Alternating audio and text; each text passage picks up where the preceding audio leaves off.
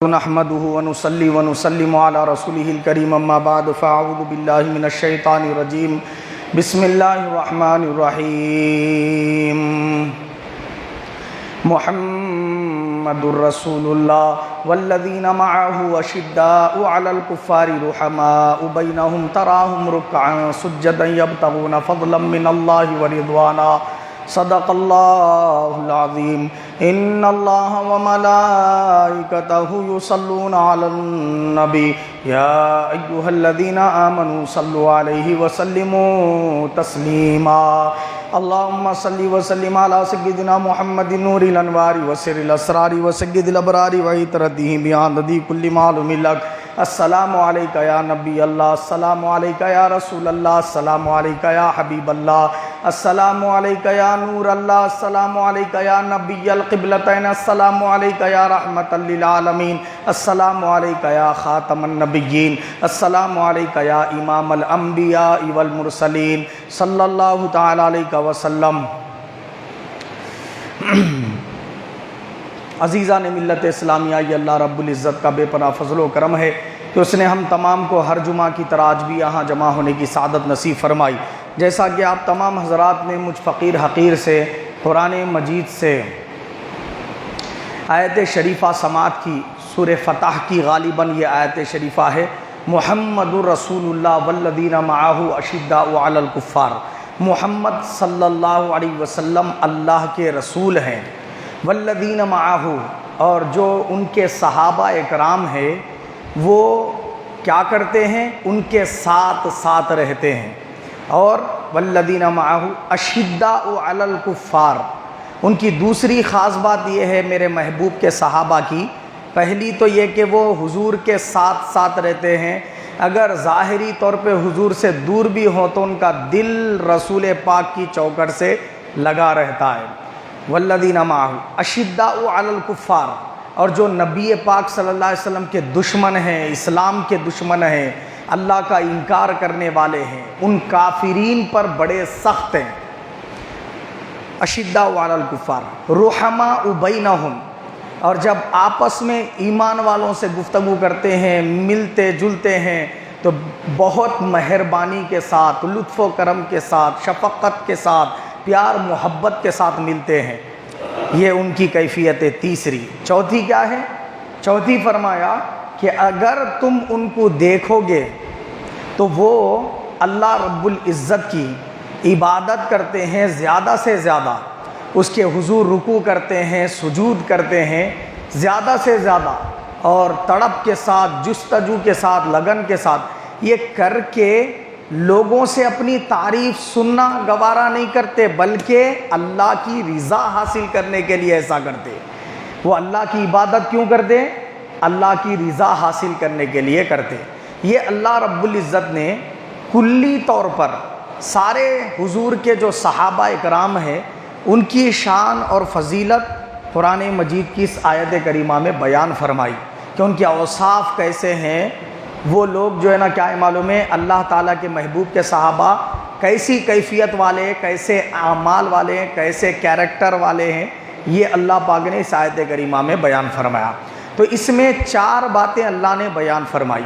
پہلی بیان فرمائی حضور کے ساتھ ساتھ رہتے ہیں، دوسری بیان فرمائی کافروں پہ سخت ہے، تیسری بیان فرمائی آپس میں ایمان والوں کے ساتھ رحم دل ہے، چوتھی بات بیان فرمائی رکوع سجود زیادہ کرتے ہیں اللہ کی رضا حاصل کرنے کے لیے، یعنی نمازیں زیادہ پڑھتے ہیں اللہ کی رضا حاصل کرنے کی. 4 باتیں اللہ نے یہاں بیان فرمائی. پہلے یہ کیوں نہیں کہا کہ اللہ کی عبادت زیادہ کرتے ہیں اللہ کو راضی کرنے؟ نہیں فرمایا. یہ اس لیے کیونکہ اللہ کی عبادت کرنے والا زیادہ سے زیادہ کتنا بھی عبادت کر لے، وہ صرف عبادت خدا کر کے مقام صحابیت کو حاصل نہیں کر سکتا. کتنا بھی کافروں پر سختی دکھا لے، کافروں سے جہاد کرتا پھرے زندگی بھر، تب بھی وہ مرتبہ صحابیت کو حاصل نہیں کر سکتا. بات سمجھ میں آ رہی؟ اگر وہ ایمان والوں پہ شفیق بن جائے، رحم دل بن جائے، اپنی دولت لٹا دے، ایمان والوں کا دن رات خیال کرتا پھرے، تب بھی وہ مرتبہ صحابیت کو نہیں پہنچ سکتا. ہاں ایک ایسی چیز ہے جو اس کو مرتبہ صحابیت پر پہنچا دیتی ہے، وہ ہے رسول پاک صلی اللہ علیہ وسلم کی ظاہری جو 63 سالہ حیات ہے، اس میں سے اعلان نبوت کے بعد جو 23 سالہ دور رسول پاک کا گزرا، اس میں حضور کے سامنے حضور کو دیکھ کر ایمان لائے اور حضور کا ساتھ دے، تب مقام صحابیت کو وہ پہنچ جاتا ہے۔ تو اللہ رب العزت نے پہلے یہ گنایا والذین معہ، زور دیکھو میرے صحابہ کی، میرے محبوب کے صحابہ کی شان اور عظمت یہ ہے، ان کو یہ بلند مقام، غوثوں سے اعلیٰ مقام، خطبوں سے اعلیٰ مقام، عابدوں سے اعلیٰ مقام، زاہدوں سے اعلیٰ مقام، حجاج سے اعلیٰ مقام، حفاظ سے اعلیٰ مقام، علماء سے بھی اعلیٰ مقام، یہ کس چیز نے دیا ہے؟ یہ میرے محبوب کی صحبت نے دیا ہے، یہ میرے محبوب کے ظاہری دیدار نے عطا کیا ہے۔ بات گوشے گدار ہوئی تو اس چیز نے ان کو مرتبہ صحابیت پر پہنچایا۔ ہاں یہ بات ضرور ہے، جب وہ مقام صحابیت پر فائز ہوئے تو ان کے اندر یہ والی باتیں بھی پائی جاتی ہیں، وہ رحم دل بھی ہے، کافروں پر بڑے سخت بھی ہے، اللہ کی عبادت اور اطاعت کرنے میں آگے آگے پیش پیش رہنے والے بندے ہیں۔ یہ اللہ پاک نے بعد میں اس لیے ان کے اوصاف بیان فرمائے۔ اب آئیے یہ آیت شریفہ کے ہم 5 حصے کر دیتے ہیں۔ پہلا تو شان رسالت اس میں بیان ہوئی، محمد الرسول اللہ، محمد صلی اللہ علیہ وسلم اللہ کے رسول ہیں، اللہ کی طرف سے بھیجے گئے ہیں، لوگوں کو ہدایت دینے کے لیے، گمراہی سے، کفر و شرک کی گندگیوں سے نکالنے کے لیے، نفاق کی گندگیوں سے نکالنے کے لیے بھیجے گئے ہیں۔ بندے جو اللہ سے ٹوٹ گئے ہیں، جن کا رشتہ اللہ سے ختم ہو گیا ہے، اللہ رب العزت سے وہ رشتے کو، وہ تعلق کو جوڑنے کے لیے یہ رسول تشریف لائے ہیں۔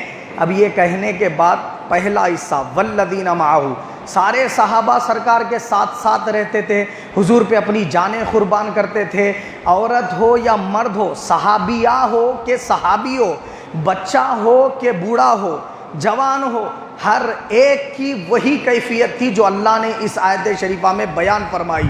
مگر سارے صحابہ کا حضور کے ساتھ رہنا ایک طرف ہے، اور حضرت ابو بکر صدیق رضی اللہ تعالیٰ عنہ کا حضور کے ساتھ رہنا ایک طرف ہے۔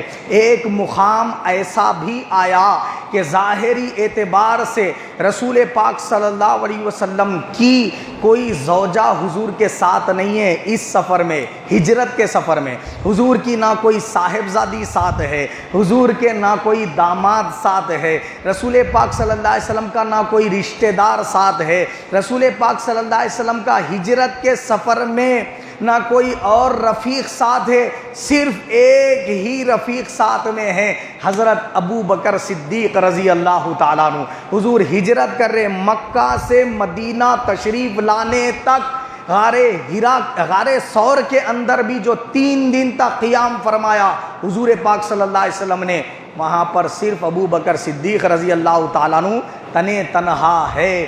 تو اللہ رب العزت نے والذین معہ کہہ کر ایک طرف تو کل صحابہ کی شان بیان فرمائی، مگر دوسری طرف سارے صحابہ کے عشق و محبت اور معیت کو اکٹھا کیا جائے تو تب جا کر ابو بکر صدیق رضی اللہ عنہ کی معیت بنتی ہے۔ تو یہ پہلے مقام پر شان ابو بکر صدیق والذین معہ کہہ کر بیان کی گئی۔ غار ثور میں سرکار ابو بکر صدیق کو دیکھ رہے تھے اور ابو بکر صدیق رضی اللہ تعالیٰ عنہ سرکار کو تک رہے تھے، نہیں، مکہ سے نکلے تھے، مدینہ منورہ پہنچے 12 ربیع الاول کو، تب تک یہ جو سفر تھا 12 دن کا مسلسل، یہ سارا کا سارا سفر رسول پاک صلی اللہ علیہ وسلم نے کس کے ساتھ کیا؟ حضرت سیدنا ابو بکر صدیق رضی اللہ تعالیٰ عنہ کے ساتھ کیا۔ تو والذین معہ کہہ کر اللہ پاک نے ایک طرف شان ابو بکر صدیق بیان فرمائی اور پھر کلی طور پر سارے صحابہ کی شان بیان فرمائی۔ دوسرا اشداء علی الکفار، یہ جملہ کہہ کر اللہ پاک نے کلی طور پر سارے صحابہ اکرام کا کافروں پر سخت رہنا بیان فرمایا، جس میں حضرت عبیدہ بن جراح رضی اللہ تعالیٰ عنہ بھی ہے۔ وہ جب کافروں سے لڑتے تو لال امامہ پہن کے اترتے تھے. جب لال امامہ پہن لیتے تو بڑے بڑے جو ہے نا کیا ہے معلوم ہے پہلوان قسم کے کافرین پر دہشت طاری ہو جاتی تھی. ارے انہوں لال امامہ پہن لیا، خون خرابہ، قتل و غارت گیری ہماری ضرور ہونی ہے، یہ جنگ میں جو ہے نا ضروری ہے جو ہے نا کیا ہے بہت گرج گرج کر برسنے والے ہیں. ایسا جو ہے نا کیا ہے معلوم ہے معاملہ ہوتا تھا. تو ہر صحابی کا ایک الگ الگ انداز تھا کافروں پر برسنے کا، مگر ساروں کے کافروں پر سختی کو اکٹھا کیا جائے. کن ساروں کے؟ رسول پاک کے سارے صحابہ کی جو کافروں پر سختی تھی اس کو اگر اکٹھا کیا جائے تو تنے تنہا فاروق اعظم کی سختی بنتی ہے. بات سمجھ گئے؟ تو آج میں حضرت سیدنا عمر بن خطاب رضی اللہ تعالیٰ عنہ کی ذات بابرکت کے بارے میں گفتگو کرنے لگا ہوں. دیکھیے حضرت عمر بن خطاب رضی اللہ تعالیٰ عنہ رسول پاک صلی اللہ تعالیٰ علیہ وسلم کی ولادت کے 12.5 سال بعد پیدا ہوئے. یعنی عمر میں پیارے نبی صلی اللہ علیہ وسلم سے 12.5 سال قریب چھوٹے تھے حضرت عمر فاروق رضی اللہ تعالیٰ عنہ. اور پھر جب سرکار نے اعلان نبوت فرمایا، اعلان کرتے ہی فوراً آپ ایمان نہیں لائے، بلکہ ہوا کیا، آپ پہلے بت پرست تھے، آپ لات عزا وغیرہ بتوں کی پوجا کیا کرتے تھے. مگر رسول پاک صلی اللہ علیہ وسلم کے قتل کا کافروں نے منصوبہ بنانا شروع کیا، میٹنگیں رکھنی شروع کی، تو آپ کے کان میں یہ آواز پڑی کہ ہر کوئی جو ہے نا کیا ہے سرکار دو جہاں صلی اللہ علیہ وسلم سے بیزار ہے کافروں میں، اور وہ رسول پاک کے قتل کے منصوبے کر رہے ہیں. تو حضرت عمر فاروق رضی اللہ تعالیٰ عنہ فرمائے تم لوگ خالی پلاننگ آج کرتے، تم سے ہوتا ہی نہیں. بولے آج میں جو ہے نا کیا ہے معلوم ہے یہ کام کو پورا کر دیتا ہوں، قصہ تمام کر دیتا ہوں. کس کا قصہ تمام کر دیتا ہوں؟ محمد بن عبداللہ رسول پاک صلی اللہ علیہ وسلم کا قتل کر دیتا ہوں. بولے انہوں، اور تلوار لے کر برہنہ شمشیر لے کر نکلے رسول پاک صلی اللہ علیہ وسلم کو شہید کرنے کے ارادے سے. مگر ان کو یہ بات کا علم نہیں تھا اس وقت کہ رسول پاک صلی اللہ علیہ وسلم نے ایک روز پہلے ہی حضرت عمر فاروق رضی اللہ عنہ کے حق میں دعا کر دی تھی اللہ کے حضور، یا رب العالمین 2 عمر ہے اور دونوں سردار مکہ کے لوگوں کے، ایک عمر بن ہشام ابو جہل، دوسرا عمر بن خطاب، یہ دونوں سردار ہیں. تو یہ 2 سرداروں میں سے ایک عمر میں کو دے دے. بولے سرکار، اور اسلام کو دے کر اسلام کو سر بلندی عطا فرما، اسلام کو عمر دے کر اسلام کی مدد فرما. بولے رسول پاک. حضور جب یہ دعا کرے تو اس دعا کے الفاظ سے کیا بات پتہ چل رہی؟ ہم اور آپ ایسے ہیں جن کو اسلام کی ضرورت ہے، ہم اور آپ ایسے ہیں جن کو اسلام کی ضرورت ہے، مگر عمر بن خطاب رضی اللہ تعالیٰ عنہ ابھی اسلام قبول بھی نہیں کرے.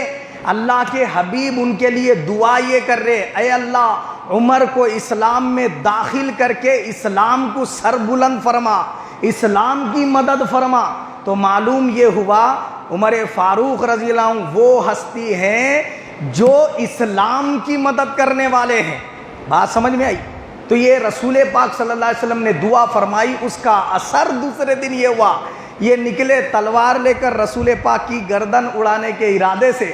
مگر جب حضور پاک صلی اللہ علیہ وسلم کی خدمت میں پہنچے، طویل واقعہ ہے میں مختصر کر کے عرض کراؤں، جب حضور کی خدمت میں پہنچے صحابہ نے عرض کیا یا رسول اللہ عمر برہنہ شمشیر لے کر آ رہے ہیں، ان کا غلط ارادہ نظر آ رہا ہے، آپ کو تکلیف اور اذیت پہنچانے کا ارادہ نظر آ رہا ہے، اگر آپ اجازت دیں تو ہم ان کے اوپر حملہ کر دیں. رسول پاک صلی اللہ علیہ وسلم نے فرمایا کہ کوئی کچھ نہیں کرے گا، عمر کو میرے پاس آنے دو. بولے سرکار. تو سارے صحابہ اکرام جو حضور کے ساتھ اس وقت موجود تھے، اس میں حضور کے چاچا امیر حمزہ رضی اللہ عنہ بھی موجود تھے. اب سب ویسے ہی ٹھہرے ہوئے ہیں. حضرت عمر فاروق رضی اللہ تعالیٰ عنہ آ گئے. تو ہوا کیا، عمر سوئے نبی گئے اور رسول پاک کی نظر سوئے عمر گئی. عمر سوئے نبی گئے، نظر سوئے عمر گئی، پڑی نگاہ مصطفیٰ تو زندگی سنور گئی، پڑی نگاہ مصطفیٰ تو زندگی بدل گئی. عمر فاروق رضی اللہ تعالیٰ برہنہ شمشیر کے ساتھ ہی چاہے سرکار کے سامنے، اور حضور نے مسکراتے ہوئے فرمایا عمر کس لیے آئے ہو، کیا ارادہ ہے؟ انہوں نے عرض کیا رسول اللہ آپ کی اداؤں کا گھائل ہو کر آیا ہوں اسلام قبول کرنے کے ارادے سے، اور یہ برہنہ شمشیر آپ کے قدموں میں رکھنے کے لیے لایا ہوں، اور قدموں میں حضور کے رکھ دی تو رسول پاک کو اتنی خوشی ہوئی، کلمہ شہادت پڑھا کر حضور نے وہاں گھر میں ہی نعرہ تکبیر بلند فرمایا، اور سارے صحابہ نے بلند آواز سے اللہ اکبر اتنا بلند آواز سے کہا کہ اس سے پہلے مسلمان تو ہوئے تھے 39 لوگ، مگر 39 لوگوں کی آواز آہستہ تھی تکبیر بلند کرنے میں، جب عمر فاروق اسلام قبول کرے تو 40 افراد کی آواز اللہ اکبر اتنی بلند آواز سے ہوئی کہ مکہ کے گلی کوچوں میں گونج گئی، اور حضور نے فرمایا جانتے ہو عمر نے اسلام قبول کیا تو کیا ہوا یا رسول اللہ کیا ہوا؟ صحابہ نے عرض کیا تو حضور نے فرمایا یہاں ہم نے تکبیر بلند کی اور آسمانوں میں فرشتوں نے نعرہ تکبیر کہہ کر تکبیر بلند کی، اور سب فرشتے ایک دوسرے کو مبارکباد دے رہے عمر کے اسلام قبول کرنے پر۔ فرمایا سرکار نے یہ ہے شان حضرت سیدنا عمر بن خطاب رضی اللہ عنہ کی۔ 39 افراد مسلمان تھے، تب تک تو سارے صحابہ اکرام چھپ چھپ کر اذانیں دیتے تھے، چھپ چھپ کر نماز پڑھتے تھے۔ ابھی 5 نمازیں مکمل طور پہ فرض نہیں ہوئی تھی، صرف 2 نمازیں فرض تھی، فجر اور عصر کی نماز، تو یہ 2 نمازیں پڑھتے تھے لیکن چھپ چھپ کر پڑھتے تھے، 2 اذانیں دیتے تھے لیکن چھپ چھپ کر دیتے تھے۔ کوئی بھی علل اعلان نماز پڑھنے کی جرت نہیں رکھتا تھا، مگر جب عمر فاروق رضی اللہ عنہ اسلام قبول کرے تو آپ نے پورے کافروں کے سرداروں کے گھر پر جا کر دستک دی اور فرمایا، کیا فرمایا کہ آج سے اذان ہماری بلند آواز سے ہوں گی، نماز علل اعلان پڑھی جائے گی، جس ماں کو اپنا بچہ کھونا ہو مجھے روکنے کے لیے بھیج لے بولے، جس عورت کو ودوا ہونا ہو وہ عمر کو یہ کام کرنے سے روکنے کے لیے بھیج دے بولے حضرت عمر فاروق رضی اللہ تعالیٰ عنہ۔ تو اسلام کو ایسی قوت حاصل ہوئی آپ کے اسلام قبول کرنے سے کہ اذانیں نمازیں علل اعلان پڑھی جانے لگی، اور مسلمان دلیری اور جرت کا مظاہرہ کرنے لگے اس کے بعد۔ اور یہ عمر فاروق رضی اللہ تعالیٰ عنہ وہ ہستی ہے کہ جن کا شمار عشر مبشرہ میں ہوتا ہے، جن کا شمار مہاجرین صحابہ میں ہوتا ہے، جن کا شمار خلیفہ ثانی کے طور پر جو ہے نا کیا جاتا ہے، یعنی عمر بن خطاب رضی اللہ عنہ رسول پاک صلی اللہ علیہ وسلم کے خلیفہ ثانی ہیں، اور پھر حضور صلی اللہ علیہ وسلم کے خسر ہیں، ان کی صاحبزادی سرکار کے نکاح میں ہے، ان کی صاحبزادی ام المؤمنین حضرت حفصہ رضی اللہ تعالیٰ عنہا ہے، اور رسول پاک صلی اللہ علیہ وسلم کے خسر ہونے کا رشتہ داری میں آپ کو شرف حاصل ہے۔ اور سب سے پہلے جس کو امیر المؤمنین کا لقب دیا گیا وہ حضرت سیدنا عمر بن خطاب رضی اللہ تعالیٰ عنہ ہے، اور حضرت عمر بن خطاب رضی اللہ تعالیٰ عنہ وہ ہستی ہے کہ آپ کے لیے سرکار نے دعا فرمائی، آپ نے علل اعلان اسلام قبول کیا، آپ نے ہجرت کی تو اعلانیہ ہجرت کی، کتنے افراد کو لے کر؟ بتایا جاتا ہے 1300 سے 1400 تک صحابہ کو اکٹھا کرے آپ، اور کعبۃ اللہ کے صحن میں آ کے بلند آواز سے سرداروں کو للکارے، ابو جہل، ابو لہب، عتبہ، شیبہ نام لے کر، بولے کہ عمر آج ہجرت کر رہا ہے اور اتنے قافلے کو لے کے جا رہا، کس کے اندر جرت ہے روکنے کی ہجرت سے؟ وہ آ کے مجھے روک لے بولے۔ کسی کی جرت نہیں ہو سکی حضرت عمر بن خطاب رضی اللہ عنہ کو ہجرت کرنے سے روکنے کی۔ بات سمجھ میں آئی؟ اسی طریقے سے حضرت عمر فاروق رضی اللہ تعالیٰ عنہ وہ ہستی ہیں کہ جن کا نام سن کر کافروں پر، یہود و نصارہ پر، عیسائیوں اور یہودیوں پر لرزہ جو ہے نا طاری ہو جایا کرتا تھا، اور یہ وہ ہستی ہیں ایسے فاتح ہیں کہ قیصر و کسریٰ، ایران و عراق، بیت المقدس تک آپ نے اسلامی سلطنت کا پرچم لہرایا۔ یہ وہ ہستی ہیں کہ جنہوں نے عدل و انصاف کو رسول پاک صلی اللہ علیہ وسلم کے بعد ایسے قائم فرمایا کہ شیر اور بکری ایک ساتھ دریا میں پانی پیتے ہوئے دیکھے گئے کئی مرتبہ، اور ایک مرتبہ آپ ایک چٹان پر تشریف فرما تھے تو گرمی کی شدت کی وجہ سے وہ چٹان گرم ہو گئی، تو آپ نے جلال سے سورج کی طرف دیکھا تو سورج اتنی اوپر چلا گیا کہ موسم ہی تبدیل ہو گیا، گرمی جا کر ٹھنڈک میں بدل گئی۔ آپ کے عدل و انصاف سے لوگ اتنے گھبراتے تھے کہ ایک مرتبہ ایک شرابی شخص سامنے سے آ رہا تھا، شراب کی بوتل اس کے بغل میں تھی، آپ کی ہیبت اس پر اتنی طاری تھی، سامنے سے عمر فاروق رضی اللہ عنہ کو آتے دیکھا تو فوراً اللہ سے عرض کرنے لگا مولا کسی طریقے سے عمر سے مجھے بچا لے۔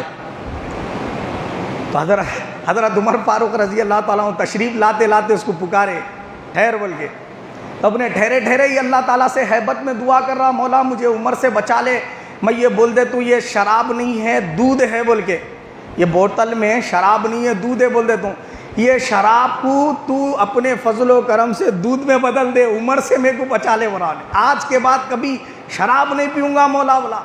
تو کیا ہوا، عمر فاروق رضی اللہ تعالیٰ عنہ جب قریب تشریف لائے تو آپ نے دریافت فرمایا یہ بوتل میں کیا ہے؟ اس نے عرض کیا کہ حضرت دودھ ہے۔ کہاں بتا بولے آپ، تو نے بوتل دیا، جب ڈھکن کھول کے آپ نے دیکھا اسے چیک کیا تو وہ دودھ نکلا۔ تو آپ کے خوف سے اللہ رب العزت سے سچی توبہ کر لیا انہیں، ایسا عدل و انصاف آپ نے قائم کیا۔ اور جب آپ تخت خلافت پر بیٹھے تو آپ نے اپنے سارے رشتہ داروں کو بلا کر یہ حکم صادر فرمایا کہ دیکھو جس کسی بندے پر بھی میں حد کو جاری کروں گا کسی جرم پہ پکڑنے کے بعد تو وہ ہوگی جو اللہ نے اس کے رسول نے بتائی، مگر میرے رشتہ داروں میں سے اگر کوئی جرم کرتے ہوئے پکڑا گیا تو پھر وہ ڈبل حد اس کے اوپر جاری کرتا ہوں بولے انہوں۔ مثلا تہمت کی سزا کیا ہے؟ 80 کوڑے مارے جائیں گے، تو 80 ہنٹر لگانے کے لیے عام آدمی کے لیے حکم دوں گا، مگر رشتہ دار اگر میرا نکلا تو پھر اس کو 160 ہنٹر لگائے جائیں گے۔ تب بتاؤ کون سا رشتہ دار یہ جرم کرنے کی کوشش کرے گا؟ یہ عدل و انصاف کا معاملہ تھا۔ اور آپ نے اپنی رعایا کے اندر اتنی بے خوفی رکھی تھی، اتنی بے خوفی رکھی تھی کہ علل اعلان کوئی بھی حضرت عمر فاروق رضی اللہ تعالیٰ عنہ کا دامن پکڑ کے سوال کر سکتا تھا، آپ فلاں چیز کھاتے ہوئے دیکھے گئے، یہ پیسے کہاں سے آئے؟ یہ نیا ڈریس پہنے، پیسے کہاں سے آئے؟ یہ سوال کرنے کی پبلک کو جرت تھی، سمجھ گئے آپ؟ اور آپ ہی وہ شخص ہیں جنہوں نے مکہ مدینہ کے ساری سرزمین سے کافروں کو باہر کیا، عیسائیوں یہودیوں کو باہر کیا، اور مکہ اور مدینہ کے اندر صرف مسلمانوں کا ہی قیام کیا ہے لازم فرمایا۔ اور آپ ہی وہ ہیں جنہوں نے سب سے پہلے فوج کو جو ہے نا کیا ہے بنوایا اور چوکیاں بارڈر پر قائم فرمائی، اور آپ ہی وہ ہیں جنہوں نے سب سے پہلے مردم شماری جاری کی، اور آپ ہی وہ ہیں جنہوں نے سب سے پہلے امام و مؤذن کو مساجد کے اندر مقرر کر کے ان کی تنخواہوں کو مقرر فرمایا، اور آپ ہی وہ ہیں کہ جنہوں نے فرمایا کہ میری جو بات بھی تم کو ناگوار گزرے تم میں کا ہر شخص مجھے ٹوک سکتا ہے اس بات پر۔ اب آپ اندازہ لگائیے، اور آپ ایسی ہستی ہیں کہ کوفہ، بصرہ، شاہرہ جیسے شہروں کو آپ نے آباد فرمایا۔ ذرا سوچیے آپ، گلی کوچوں میں آپ راتوں میں گشت کرتے حلیہ بدل کر، اور گشت کیوں کرتے کہ کوئی غریب میرے خلافت کے دور میں بھوکا نہ رہ جائے، اور آپ فرمایا کرتے بارہا کہ میری رعایا کا مجھے اس قدر خیال ہے، اس قدر ان کے جو ہے نا کیا ہے بھوکے پیاسے نہ رہ جائیں، بلکہ احساس ہے کہ اگر دریائے فرات کے کنارے کوئی کتا بھوکا پیاسا رہ جائے تو پھر عمر کو اس کا جواب اللہ کے حضور دینا ہوگا۔ اب آپ اندازہ لگائیے، کوئی عورت کے ڈیلیوری کا وقت تھا تو حضرت عمر فاروق رضی اللہ تعالیٰ عنہ اپنی زوجہ کو لے کر اس کی خدمت کے لیے پہنچ گئے۔ آپ نے گشت کے دوران دیکھا کہ ایک گھر کے اندر بھوک اور پیاس سے بچے اور ماں بلک رہے ہیں اور ہانڈی میں پتھرے ابال رہے ہیں۔ جب آپ کو یہ خبر ملی تو مال غنیمت سے آپ نے آٹے کا تھیلا اپنی پیٹھ پر اٹھایا اور بہت سارا ساز و سامان، کرانہ سامان جو بھی ہوتا ہے وہ لے کر، کچھ روپیے لے کر وہ گھر کی طرف جانے لگے۔ خادم نے عرض کیا حضرت یہ خدمت کا مجھے موقع دیں، میں اٹھا لیتا ہوں تھیلا، آپ بتائیں کہاں پہنچانا ہے میں پہنچا دیتا ہوں۔ آپ نے فرمایا قیامت کے دن تو میرا بوجھ نہیں اٹھائے گا، مجھ سے سوال ہوگا تو اس وقت جواب مجھے ہی دینا ہوگا۔ ہر شخص اپنے عمل کا خود ذمہ دار ہے۔ تو مجھے اللہ نے امیر المومنین بنایا ہے اور جو ہے نا خلیفہ بنایا ہے، میری ذمہ داری ہے کہ کون شخص بھوکا ہے وہ اس کی پہچان کروں، پھر اس تک یہ سارا راشن پہنچاؤں۔ آپ نے جو ہے نا اس طرح سے جو ہے نا اپنی سلطنت کو قائم فرمایا۔ آپ کے دور مبارک میں 25 لاکھ مربع میل پر آپ کی حکومت قائم تھی، اور آپ کی شان کے کیا کہنے کہ رسول پاک صلی اللہ علیہ وسلم کی خدمت میں جبرائیل امین حاضر خدمت ہوئے، تو رسول پاک صلی اللہ علیہ وسلم نے فرمایا اے جبرائیل مجھے عمر کی جو آسمانوں میں شان بیان ہوتی ہے نا وہ سنا۔ تو حضرت جبرائیل امین عرض کیے یا رسول اللہ صلی اللہ علیہ وسلم آسمانوں میں جو حضرت عمر فاروق کی شان بیان ہوتی ہے اگر میں سنانے لگوں نا یا رسول اللہ تو پھر نوح علیہ السلام کی عمر کتنی تھی اتنے سال بھی کم پڑ جائیں گے، یعنی 950 سال تک بھی اگر میں سناتا رہوں تو شان عمر مکمل نہیں ہوں گی، ادھوری رہ جائیں گی۔ بولے کون؟ بولے یہ میں نہیں سنا رہا ہوں، کوئی علامہ یا کوئی مفتی نہیں سنا رہے، جبرائیل امین جیسا فرشتہ رسول پاک سے عرض کر رہا ہے کہ آسمانوں میں شان عمر اس طرح بیان ہوتی ہے، اور کیوں بیان نہ ہو؟ جس کی ایسی خدمتیں ہوں، جس کی ایسی پاکیزہ سیرت ہو کہ گاندھی جی جیسے شخص نے کہا کہ حکمرانوں اگر تم چاہتے ہو کہ اپنی رعایا میں بے خوفی ہو، امن ہو، شانتی ہو، سکون ہو تو پھر تم عمر فاروق کی سیرت کو اپنا لو۔ گاندھی جی جیسے شخص نے یہ بات کہہ دی تو اپنے غیر بھی ان کے جو ہے نا کیا ہے معلوم ہے سیرت کو اپنانے کی بات کہتے ہیں۔ یہ شان عمر رضی اللہ تعالیٰ عنہ ہے۔ اور حضور پاک صلی اللہ علیہ وسلم نے فرمایا قیامت کا دن جب قائم ہوگا تو اللہ پاک مجھے بلائے گا۔ کون فرما رہے؟ حضور، کہ حضور کو بلائے گا اللہ پاک، اور کیا فرمائے گا اے حبیب یہ آپ کی امت کے عابدین ہے، یہ زاہدین ہے، یہ روزے دار ہے، یہ حاجی ہے، یہ معتمرین ہے، یہ نماز پڑھنے والے جو ہے نا مصلی ہیں، یہ خیرات صدقات کرنے والے جو ہے نا بندے ہیں، یہ سارے آپ کے امتی ہیں، آپ ان کی آج مہمان نوازی کرو۔ مگر آپ کی امت میں سے عمر واحد ایسا شخص ہے جسے میں اپنا مہمان بنا کے مہمان نوازی کروں گا، اور اللہ رب العزت حضرت عمر فاروق رضی اللہ تعالیٰ عنہ کا ہاتھ پکڑ کر جنت میں داخل فرمائے گا۔ یہ اللہ کے رسول صلی اللہ علیہ وسلم نے فرمایا، یہ شان عمر ہے۔ حضور نے فرمایا میرے بعد اگر کوئی نبی ہوتا تو عمر ہوتا۔ بولے سرکار نبی بننے کے لیے جتنے اوصاف حمیدہ چاہیے وہ عمر بن خطاب رضی اللہ تعالیٰ عنہ کی ہستی میں پائے جاتے ہیں۔ یہ شان ہے حضرت سیدنا عمر بن خطاب رضی اللہ تعالیٰ عنہ کی۔ اور آپ کی شان یہ ہے کہ سرکار نے فرمایا عمر جس رستے سے چلتا ہے شیطان وہ رستے پہ قدم نہیں رکھتا، فرمایا رسول پاک صلی اللہ علیہ وسلم نے۔ یہ شان عمر ہے کہ آپ ہمیشہ یہ دعا کرتے کہ اے اللہ میری شہادت، مجھے شہادت کی موت عطا فرما، اور کسی مسلمان کے ہاتھوں میرا قتل نہ فرما، مجھے موت دے تو کسی یہودی نصرانی یا کافر کے ہاتھوں دے، شہادت کی موت دے، اور مدینہ میں موت دے، مدینہ میں دفن ہونا نصیب فرما۔ یہ آپ کثرت کے ساتھ دعا مانگتے تھے، اور اللہ رب العزت نے آپ کی وہ دعا قبول فرمائی۔ تو ہوا یہ کہ ابو لؤلؤ فیروز نامی شخص نے، آپ حالت نماز میں تھے، آپ پر حملہ کیا زہر آلود خنجر کے ساتھ، اور جب آپ پر حملہ کیا بھاگنے کا موقع اسے نہ ملا تو جو قریب آتا اس کو جو ہے نا وہ حملہ کر دیتا۔ اس طرح اس نے 13 افراد پر حملے کیے، جس کی وجہ سے 13 افراد اسی وقت شہید ہو گئے۔ اور پھر جب اس نے اپنے بچاؤ کے لیے کوئی راستہ نہیں دیکھا اسی خنجر سے پھر خودکشی کر لی، اور اس طرح وہ واصل جہنم ہوا۔ تو حضرت عمر فاروق رضی اللہ تعالیٰ کو وہ جب حملہ کیا تھا تو ذوالحج کا مہینہ تھا، اس میں کسی کا اختلاف نہیں ہے۔ ذوالحج کے مہینے کی آخری تاریخ تھی، آخری تاریخیں تھیں۔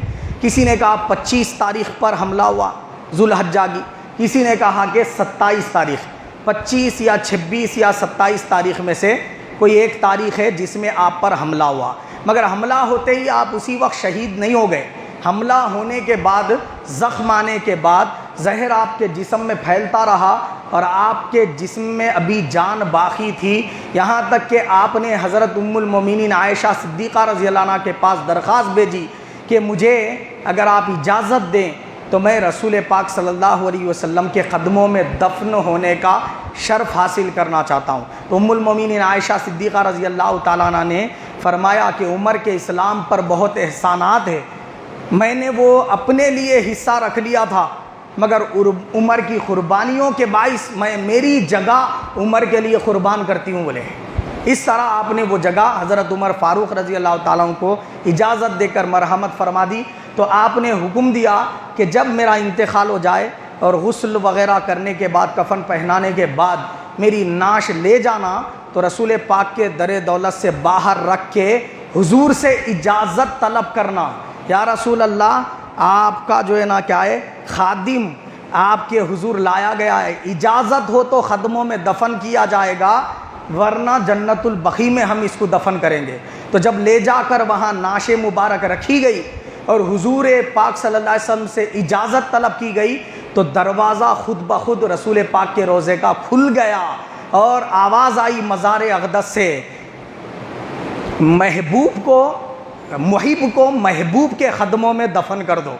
تو حضرت ابو بکر صدیق رضی اللہ تعالیٰ عنہ چونکہ پہلے وصال فرما گئے تھے تو سرکار کے قدموں میں ان کا سر اور ان کی پینتی تھی، اور عمر فاروق رضی اللہ عنہ کو جب دفن کیا گیا تو حضرت ابو بکر صدیق رضی اللہ عنہ کے قدموں میں ان کا سر اور پینتی باہر کی طرف۔ اس طرح 3 مزارات رسول پاک کی گنبد خضرا کے نیچے ہیں، جس میں رسول پاک اور ابو بکر صدیق اور عمر بن خطاب رضی اللہ تعالیٰ عنہ موجود ہے۔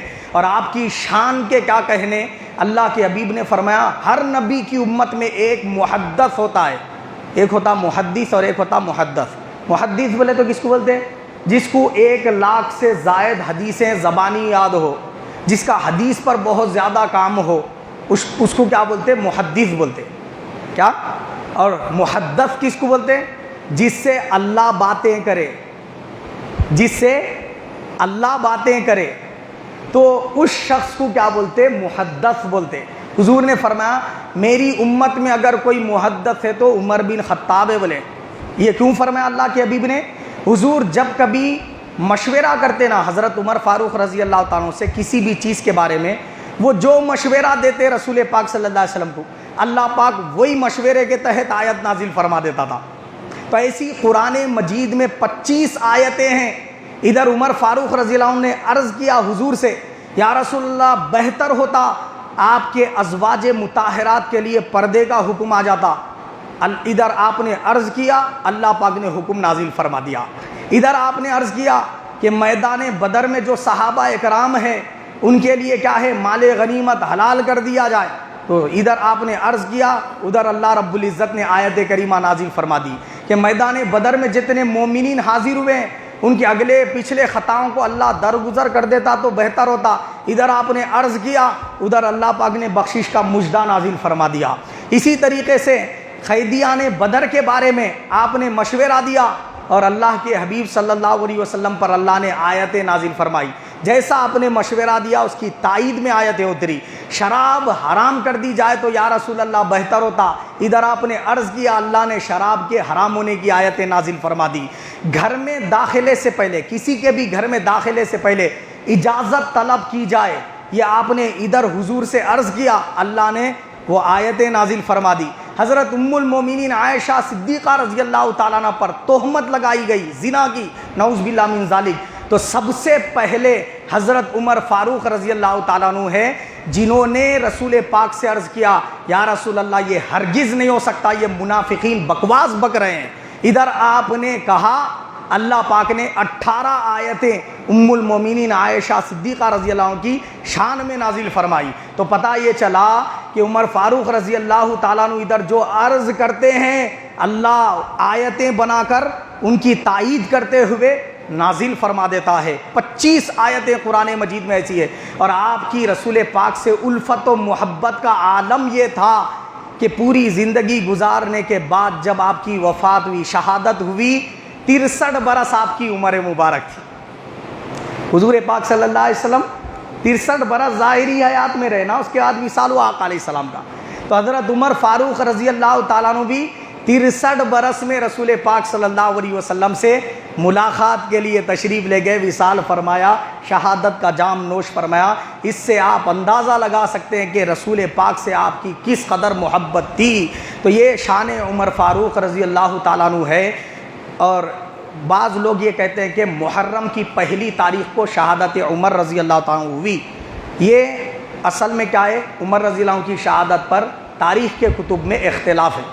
تو بعض جو ہے نا پہلی محرم کو مانتے ہیں، لیکن صحیح قول یہ ہے کہ پہلی محرم کو شہادت نہیں ہوئی، بلکہ آپ پر حملہ 25 یا 26 یا 27 تاریخ کو ہوا، جس کے بعد آپ 2 سے 3 دن ظاہری حیات میں رہے۔